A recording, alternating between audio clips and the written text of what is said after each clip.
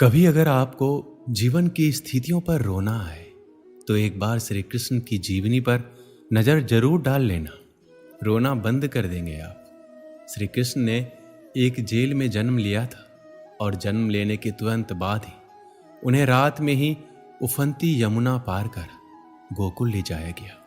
तीसरे दिन ही राक्षसनी पुतना उन्हें मारने आ पहुंची और यहां से जो संघर्ष का सिलसिला शुरू हुआ वह देह त्यागने तक बना रहा।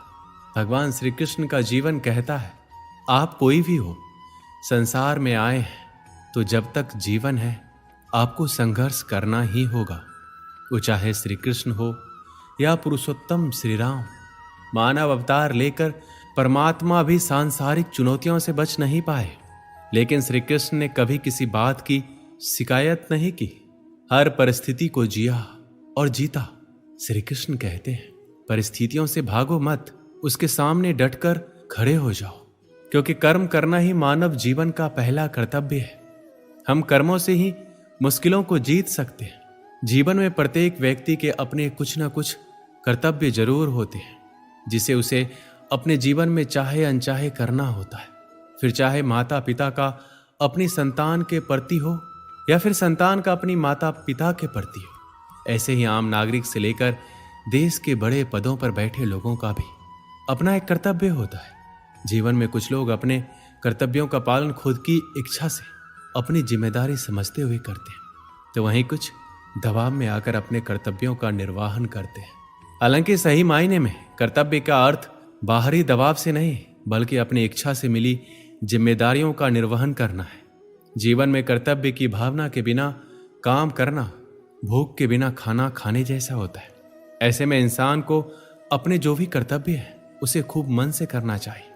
कई बार असफलताओं के कारण हम खुद को छोटा महसूस करने लगते हैं, जिसकी वजह से हम उदास परेशान रहने लगते हैं। ऐसे में आपको ये बात हमेशा ध्यान में रखनी चाहिए कि अगर आपके सपनों को पूरा करना है तो इसके लिए आपको संघर्षों का सामना तो करना ही पड़ेगा। इसलिए अपनी हार से कभी हिम्मत ना हारे और सपने पूरे होने का कोशिश करते रहें। असफलताओं से इंसान का आत्मविश्वास कम हो जाता है। ऐसे में आपको खुद पर भरोसा रखना चाहिए। आप इस बात को समझें कि आपने कहाँ गलती की है, फिर गलती से सीख लें और दोबारा कोशिश करें। आपको सफलता जरूर हासिल होगी। किसी भी काम या जीवन के किसी भी रास्ते पर असफल होने के बाद आप खुद के अंदर एक बदलाव जरूर महसूस करेंगे। ये बदलाव अच्छा और बुरा दोनों हो सकते हैं। इसलिए अगर आपके अंदर किसी तरह का बुरा बदलाव आए तो उसे तुरंत वहीं रोक दें और अच्छे बदलाव का संचार खुद के भीतर होने दें। हार के बाद महसूस होने वाले ये बदलाव आपको जीवन में आने वाले और कठिन समय के लिए तैयार करते हैं। अगर आप वाकई एक सफल इंसान बनना चाहते हैं तो आपको इस बात का खास ध्यान रखना है कि आपको कभी पीछे मुड़कर नहीं देखना है। सिर्फ अपनी ठोकरों और गलतियों से सीख लें और आगे बढ़ें, और साथ ही ईमानदारी का रास्ता कभी ना छोड़ें। ये सच है कि जो लोग कभी भी हिम्मत नहीं हारते उन्हें सफलता जल्दी मिलती है। अगर आप भी अपने लक्ष्य के करीब जल्दी पहुंचना चाहते हैं तो खुद को हर मुश्किल और कठिन स्थिति के लिए तैयार रखें। कितनी भी मुश्किल हालात क्यों ना हो, आपको घबराना नहीं चाहिए। ये बात भी सत्य है, असफल होने के बाद मन में नकारात्मक विचार का आना आम बात है, लेकिन हमें इन विचारों को खुद पर हावी होने नहीं देना चाहिए। असफल होने के बाद भी जो लोग सकारात्मक सोच रखते हैं उन लोगों को सफलता जरूर मिलती है। लक्ष्य प्राप्ति के लिए सबसे जरूरी बात यह है कि आपका पूरा ध्यान खुद पर होना चाहिए। अक्सर लोग ये सोचने में समय बर्बाद कर देते हैं कि लोग क्या कहेंगे। कुछ लोगों को यह सोच इतनी परेशान कर देती है कि वह खुद पर ध्यान देना ही भूल जाते हैं। लोगों के बारे में सोचने से पहले आपको खुद के बारे में सोचना चाहिए और अपनी प्राथमिकताओं पर ध्यान देना चाहिए। आप जितना अपने बारे में सोचेंगे उतना अपने लक्ष्य के प्रति केंद्रित और समर्पित रहेंगे। सफलता के मार्ग पर व्यक्ति की गाड़ी तभी चल सकती है जब तक इसमें लगन एवं उत्साह का ईंधन होता है। लगन एवं उत्साह उत्पन्न होता है समर्पण एवं चाहत से। सफलता की पहला सूत्र यह है कि सफलता की ऐसी चाहत होनी चाहिए जैसे जीवन के लिए प्राणवायु की।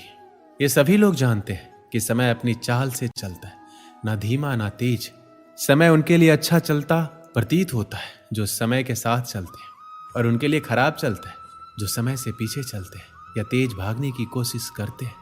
जब तक समय प्रबंधन नहीं होता तब तक समय हमारे नियंत्रण के बाहर चलता रहेगा।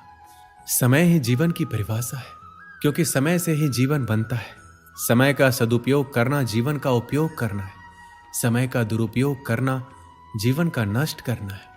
समय किसी की भी प्रतीक्षा नहीं करता, वह प्रतिक्षण, मिनट, घंटे, दिन, महीनों, वर्षों के रूप में निरंतर अज्ञात दिशा को जाकर विलीन होता रहता है और फिर शून्य में विलीन हो जाती है।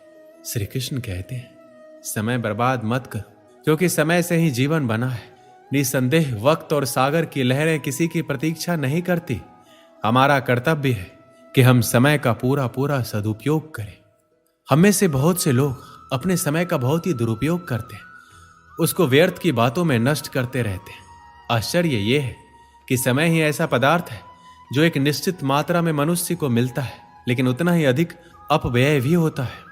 हम में से कितने लोग ऐसा सोचते हैं कि हमारा कितना समय आवश्यक और उपयोगी कार्यों में लगता है और कितना व्यर्थ के कार्यों में, सैर सपाटे, मित्रों से गपशप, खेल तमाशे, मनोरंजन, आलस्य आदि। हम कितना समय नष्ट करते हैं। यदि इसका लेखा जोखा ले तो प्रतीत होगा कि अपने जीवन का बहुत ही बड़ा भाग्य व्यर्थ नष्ट कर डालते हैं। अगर 1 मिनट, घंटे, दिन का उपयोग हम करें तो कोई कारण नहीं कि हम जीवन में महान सफलताएं प्राप्त ना कर पाए। समय की बर्बादी का सबसे पहला शत्रु है किसी काम को आगे के लिए टाल देना। आज नहीं कल करेंगे, इस कल के बहाने हमारा बहुत सा समय नष्ट हो जाता है। कल पर अपना कोई भी काम ना टालें। जिन्हें आज करना है उन्हें आज ही कर दें। स्मरण रखिए, प्रत्येक काम का अवसर होता है और अवसर वही है जो वह काम आपके सामने पड़ा है। अवसर निकल जाने पर काम का महत्व भी समाप्त हो जाता है तथा बोझ भी बढ़ता जाता है। आलस्य समय का सबसे बड़ा शत्रु है। यह कई रूपों में मनुष्य पर अपना अधिकार जमा लेता है और कई बार कुछ काम किया कि विश्राम के बहाने हम अपने समय को बर्बाद करने लगते हैं। थक जाने पर नींद के लिए विश्राम करना भी बुरा नहीं है। थकावट हो, नींद आए तो तुरंत सो जाइए, लेकिन आंखें खुलने के बाद अभी उठते हैं, कहते रहते हैं। यही आलस्य का मंत्र है। आंखें खुली कि तुरंत अपने काम में लग जाए, क्योंकि यही वह समय है जिसमें मनुष्य अपने जीवन का, अपने भाग्य का निर्माण कर सकता है। जिस तरह लोहा ठंडा पड़ जाने पर घन पटकने से कोई लाभ नहीं, उसी प्रकार अवसर निकल जाने पर मनुष्य का प्रयत्न भी व्यर्थ चला जाता है। अधिक कार्य क्षमता प्राप्त करने के लिए विश्राम आवश्यक है, लेकिन उसका भी समय निश्चित कर लेना चाहिए। एक समय की बात है, एक संत गांव के बाहर छोटी सी कुटिया में रह रहे थे। संत दिन भर ध्यान में बैठे रहते और बीच बीच में जोर से चिल्लाते थे, जो चाहोगे वो पाओगे। गांव के लोग उस कुटिया के सामने से गुजरते और संत की ये बात सुनते थे। सभी सोचते थे कि संत पागल है, इसलिए चिल्लाता रहता है। गांव में एक नया व्यक्ति आया। जब वह संत की कुटिया की ओर गया तो उसने भी ये सुना, जो चाहोगे वो पाओगे। यह बात सुनकर वह कुटिया में पहुंच गया। उसने देखा कि एक संत ध्यान में बैठे हुए हैं। वह व्यक्ति वहीं बैठ गया। थोड़ी थोड़ी देर में संत यही बात बोल रहे थे, जो चाहोगे वो पाओगे। जब संत ने आंखें खोली तो सामने बैठे व्यक्ति ने उन्हें प्रणाम किया। व्यक्ति ने बोला कि गुरुदेव, मैं बहुत गरीब हूं। आप जो बोल रहे हैं, क्या उससे मेरी गरीबी दूर हो सकती है? क्या मुझे धन प्राप्त हो सकता है? संत ने कहा, अगर मेरी बातें अपने जीवन में उतार लोगे तो ये बातें सच हो सकती है। मैं तुम्हें एक हीरा और एक मोती दूंगा, इनकी मदद से तुम धनवान बन सकते हो। हीरे मोती की बात सुनकर व्यक्ति बहुत खुश हो गया। संत बोले कि अपने दोनों हाथ आगे बढ़ाओ। व्यक्ति ने दोनों हाथ आगे बढ़ा दिए। संत ने एक हाथ में अपना हाथ रखा और बोला कि ये एक हीरा है, इसे समय कहते हैं। ये दुनिया में सबसे अनमोल है। किसी भी स्थिति में इसे हाथ से निकलने मत देना, इसे अपनी मुट्ठी में जकड़ लो। संत ने दूसरे हाथ पर हाथ रखते हुए कहा, ये एक मोती है, इसका नाम है धैर्य। जीवन में जब भी बुरा समय आए तो धैर्य नाम के इस मोती को धारण कर लेना। जब तक ये मोती तुम्हारे पास रहेगा तुम्हारे जीवन में दुख नहीं आएगा। समय और धैर्य से ही हम जीवन में सब कुछ प्राप्त कर सकते हैं। दोस्तों, इस वीडियो में बस इतना ही। मिलते हैं अगले वीडियो में। अपना ख्याल रखिएगा। जय श्री कृष्ण।